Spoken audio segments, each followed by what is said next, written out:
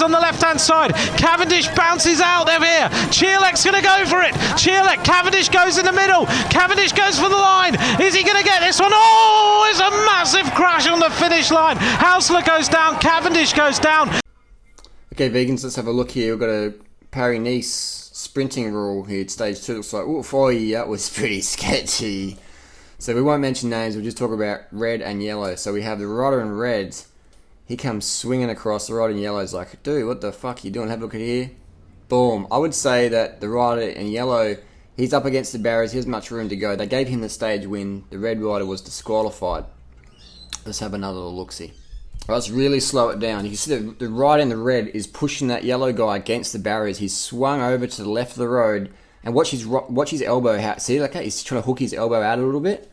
See how his elbow on the right is like flicking out? So he's almost trying to crash him a little bit, but he's saying, if you want to come through, bro, we're going to crash. And he keeps his elbow flared so the yellow rider can't get through. Dodgy move, unfair move. He couldn't beat the yellow rider on a fair square sprint, so he resorted to some dodgy tactics. Let's have another look there.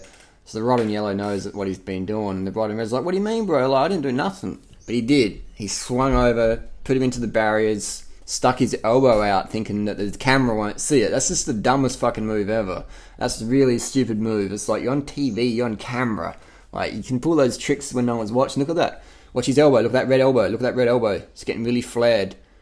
The yellow rider's got nowhere to go. It's either the barriers or crash. And the red guy is just like, fuck you. If you're going to come through, I'm going to crash you. So he couldn't beat him on sheer skill. So he resorted to some dirty boxing techniques. That is how cutthroat pro cycling is. Okay? That's how cutthroat it is. And that sort of attitude breeds you know what. So I think that's unfair. The race organisers did do a good job in disqualifying that rider from that day, ranking-wise. And if you can't beat someone fair and square, man, then you can't beat them. Don't do dirty tactics. Please. Set Cavendish up for the win.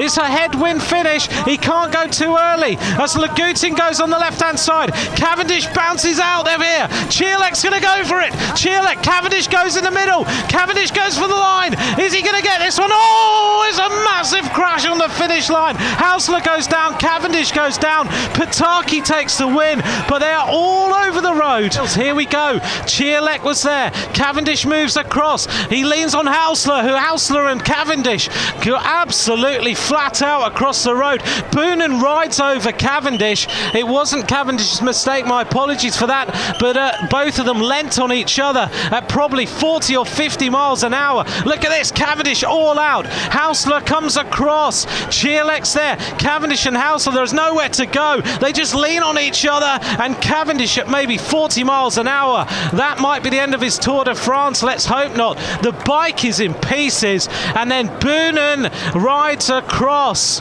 the top of Cavendish, and they're all in pieces here. Let's just hope they all get up. That's a terrible, terrible crash. Look at this. It was such a bad crash. Chierlek goes down. There are riders everywhere. Boonen goes over the top. The AG2R rider also. Tony Martin, there's riders crashing everywhere as they raced into the finish line. There's probably 20 riders left on the deck. Just look at the amount of skin Hausler's lost. That's very, very sore indeed. Well, this is the rough and tumble of bike racing.